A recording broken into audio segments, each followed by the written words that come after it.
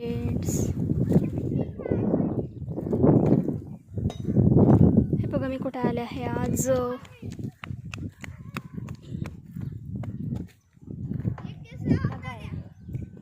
Video काढायली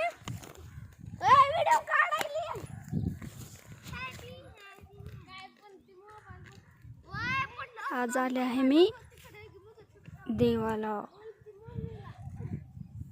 गावाकडे.